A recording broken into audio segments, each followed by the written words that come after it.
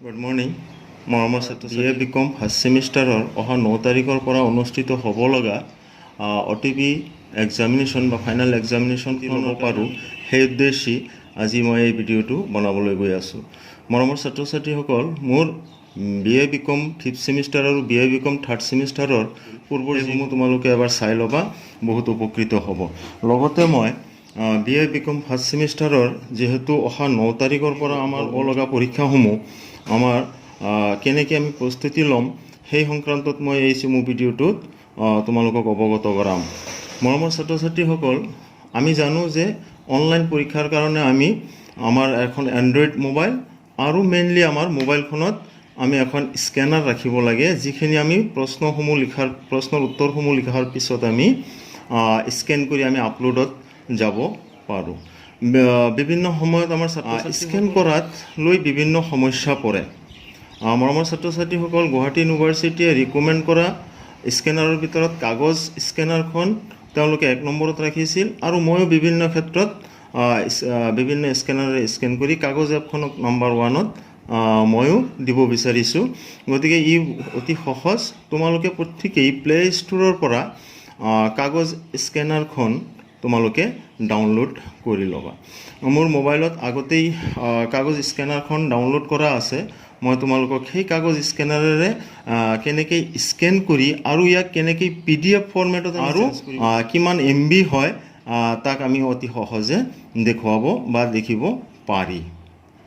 মৰমৰ ছাত্ৰ ছাত্ৰীসকল, আমি কাগজ স্কেনাৰখন ডাউনলোড কৰি ল'ম আৰু লৈ উঠি আমি পৰীক্ষাৰ কুৱেশ্যন এনচাৰসমূহ লিখাৰ পিছত নিৰ্ধাৰিত সময়ৰ ভিতৰত লিখাৰ পিছত আমি কাগজ স্কেনাৰখন অন কৰি আমি ইয়াৰ জৰিয়তে দি আমি কেনেকৈ স্কেন কৰিম আৰু স্কেন কৰাৰ পিছত আমাৰ কিমান MB হ'ব ইয়াক আমি চাব পাৰি। আমি প্ৰথমতে কাগজ স্কেনাৰখন অন কৰি ল'ম আৰু তাৰপিছত আমাৰ কাগজ স্কেনাৰৰ ইয়াতে যোনখন প্লাছ চিহ্ন আছে ব্লু, আমি ইয়াতে ক্লিক কৰিম। ক্লিক কৰি দিয়াৰ লগে লগে আমাৰ কেমেৰাটো অন হ'ব।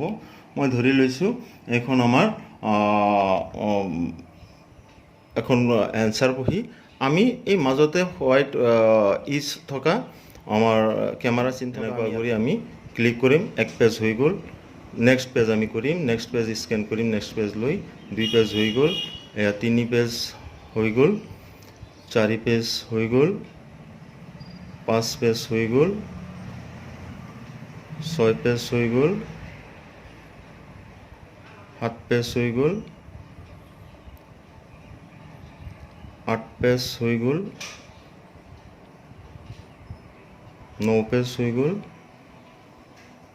10 পেজ হৈ গ'ল। আমি এনেকেই 10টা পেজ স্কেন কৰাৰ পিছত আমি কৰিম কি, যে আমাৰ এনচাৰসমূহ আমাৰ স্কেন হৈ গ'ল, তেতিয়া আমি ইয়াতে দিয়া ব্লু ৰাইট চিনখনত আমি ক্লিক কৰিম।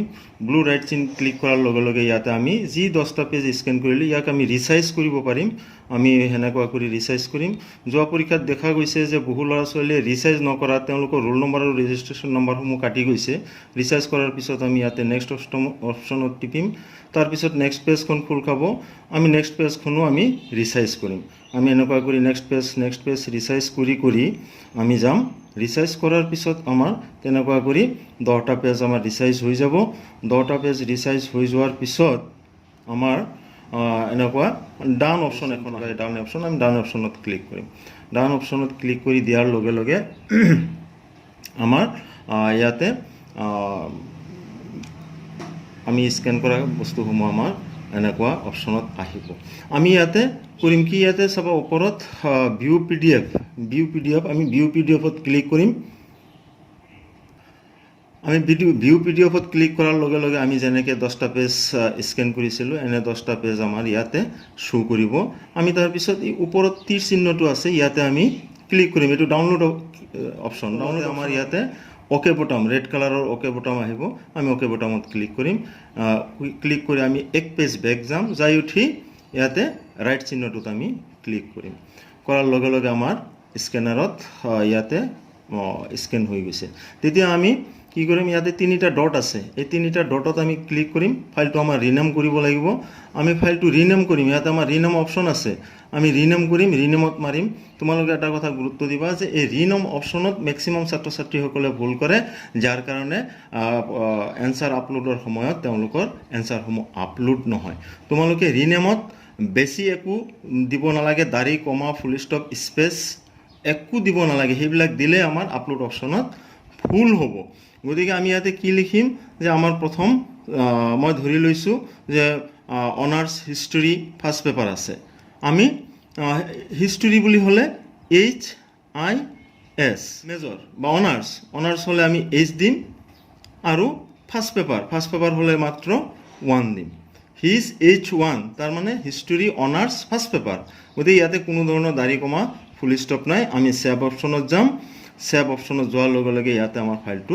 সেভ হ'ব ইয়াৰ পিছতো আমাৰ আৰু এটা কৰণীয় কাম থাকিব সেইটো হ'ল আমি আকৌ তিনিটা ডটত ক্লিক কৰি আমি সেভ এজ PDF এইখিনিতে ছাত্ৰ ছাত্ৰীসকলে ভুল কৰে কাৰণ তেওঁলোকে সেভ এজ PDF নকৰে সেভ এজ PDF নকৰাৰ লগে লগে আপলোড অপশ্যনত যোৱাৰ পিছত তেওঁলোকে ফাইল বিচাৰি নাপায় আমি কি কৰিম ইয়াতে সেভ এজ PDF মাৰিম সেভ এজ PDF মাৰাৰ লগে লগে ইয়াতে তলত ওকে বুটাম আহিছে ৰেড চিহ্নৰ আমি ইয়াতে ওকে বুটামটো ৰেড ওকে বুটামটো আমি ক্লিক কৰি দিম লগে লগে ফাইলটো আমাৰ সেভ হৈ গৈছে এতিয়া আমাৰ ফাইলটো সেভ হ'ল নে নাই বা কিমান MB হ'ল এই গোটেই কথাখিনি আমি এবাৰ আপলোড অপশ্যনত যোৱাৰ আগতে আমি পুনৰ চাই ল'ম প্ৰত্যেকৰে মোবাইলত ফাইল মেনেজাৰ বা মাই ফাইলছ আছে আমি তাতে এবাৰ চেক কৰি ল'ম মোৰ মোবাইলত ফাইল মেনেজাৰ এবাৰ চাই ল'ম কিছুমানৰ ডাউনলোড থাকে কিছুমানৰ ডকুমেণ্টছ থাকে মোৰ ইয়াত ডকুমেণ্টছত মই বস্তুটো চাই ল'ম চোৱা তোমালোকে ইয়াতে মোৰ ফাইলটো যোগ হৈছে